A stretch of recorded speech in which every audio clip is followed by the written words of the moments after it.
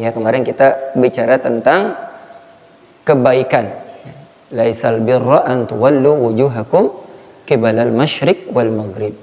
Jadi bukan hal remeh-temeh bicara kebaikan itu. Jadi kita tidak meributkan hal-hal yang tidak prinsip, hal-hal yang tidak pengaruh sama amal soleh. Kalau nasihat kawan saya zaman sekarang, kalau yang dilakukan, yang diomongin itu nggak usah banyak-banyak. Yang penting bagaimana menambah amal dan menambah cuan. Seperti itu ya. Jangan terjebak kepada perdebatan, kepada sesuatu yang justru tidak berfaedah pada kebaikan kehidupan kita. Ya. Kemarin ditutup dengan ayat bagaimana ciri-ciri orang yang bertakwa. Ya. Mereka lah orang-orang yang bertakwa, orang yang mendirikan sholat, menjaga amanahnya, menjaga perjanjiannya, dan salah satunya adalah ciri khasnya adalah kehati-hatian atau kewaraan dari orang-orang bertakwa. Ya, karena ketakwaan itu ada banyak bonusnya. Dari beberapa hal yang akan membantu kita menguatkan, berusaha meningkatkan ketakwaan adalah karena orang bertakwa itu beruntung. Ya, ya tidak. Ulaika ala hudam min rabbihim wa ulaika humul muflihun. Ya. Falahun. Ya. Hayya 'alal falah, datang salat berjamaah, datang awal Jumat, ya, waktu Jumat. Untuk apa? Dalam rangka meningkatkan takwa, bukan cari tiang senderan sambil tertidur, ya. Nasihat apa nih yang saya bisa dapat? Ya. Motivasi apa yang bisa saya peroleh? Ya. Karena sholat itu pada intinya istirahat. Sebagaimana kata-kata Nabi, arihna ya Bilal, arihna bis sholat. Saat kapan itu? Ketika perang Ahzab atau perang Khandaq, lagi capek-capeknya menggali parit yang begitu susah payah. Jadi harusnya sholat kita itu sholat Jumat, sholat 5 waktu, sholat sunnah itu menjadi istirahat.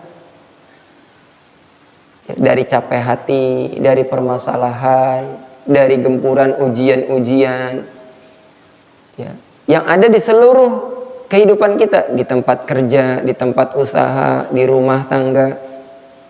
Jadi harusnya menjadi pengumpul kembali energi dan semangat sholat itu.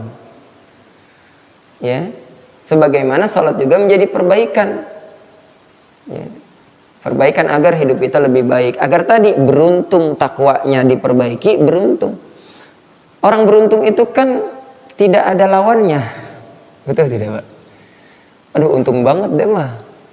Walaupun maaf kurang pinter, tapi rezekinya bagus.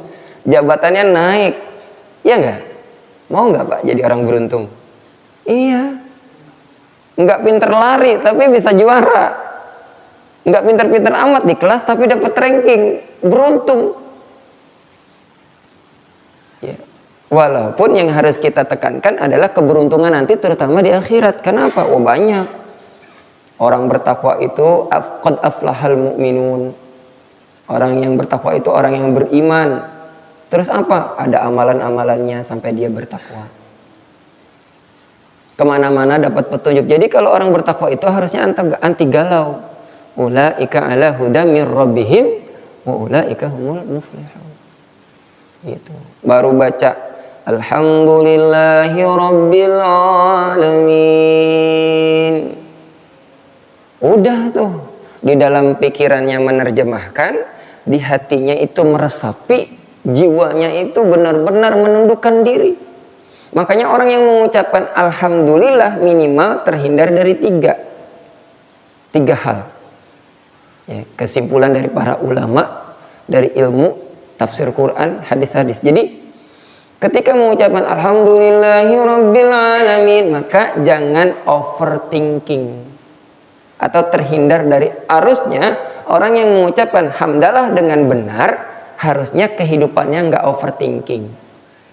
Ada yang salah dimaafkan, yang sulit disederhanakan, yang remeh diabaikan. Banyak hari ini orang itu menderita karena overthinking, dendam, ya kecolek sedikit, ya, atau bahkan bukan kecolek, cuma ngedengar knalpot orang, ya dendamnya, ngedumelnya sampai ke rumah.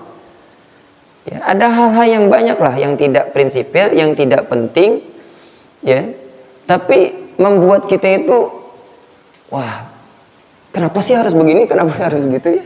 Itu harus di stop. Kenapa? Contoh memaafkan. Apa hubungan dengan kalimat hamdalah? Karena Allah tempat segala puji.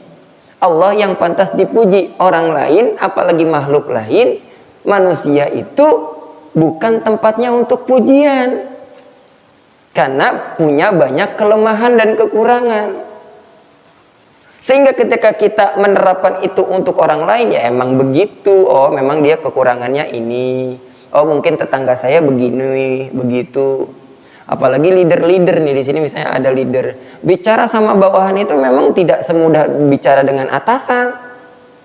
Maka dalam ilmu komunikasi, komunikasi ke atas lebih mudah daripada komunikasi ke bawah.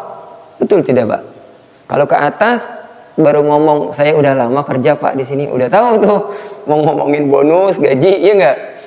Udah deket nih Desember dan seterusnya, gitu ya. Tapi kalau ke bawah, ya seringkali mungkin miskom, gitu. Nah, makanya harus banyak-banyak toleransi, bertasamuh. Oh, mungkin dia ngajinya baru bab ini, makanya salah kaprah, salah sangka. Oh, mungkin kayak begini, kayak begitu. Ada orang-orang yang tipenya ngeyel. Kita harus terutama kemana? Terutama kepada orang-orang terdekat.